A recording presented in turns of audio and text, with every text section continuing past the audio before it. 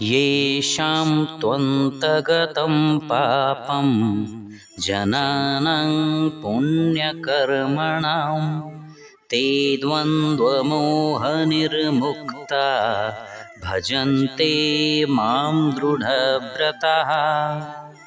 बंधुगण, एठार प्रभु श्रीकृष्ण कहउछन्ति, हे अर्जुन, जो माने निष्काम भाव द्वारा श्रेष्ठ कर्म करिथान्ति एवं पुण्य कर्म करिबा द्वारा जो मानकर पाप नाश होई जाइथाय, सेपरि मनुष्य राग और द्वेष मुक्त होइथान्ति एवं सेहीपरि दृढ़ निश्चय भक्त माने मते भजिथान्ति और मोर शरणागत मध्य होइथान्ति।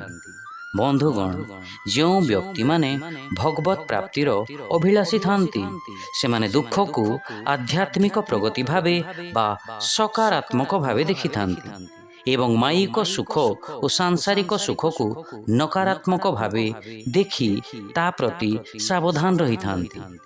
सेपरि मनुष्य कौनसी दुख बा सुखरे व्याकुल होई न थांती।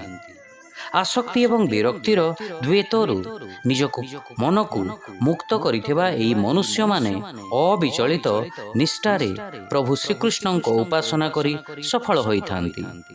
शिक्षा पुण्य कर्म द्वारा जहार पाप सबु नष्ट होई जाइथाय, सेमाने द्वैतर भ्रमरु मुक्त होई जाइथान्ति। सेपरि व्यक्ति माने दृढ़ निष्ठार सहित मोर उपासना करन्ति, whose sins have been destroyed by engaging in pious activities, become free from the illusion of dualities. Such persons worship me with determinations. Hare Krishna.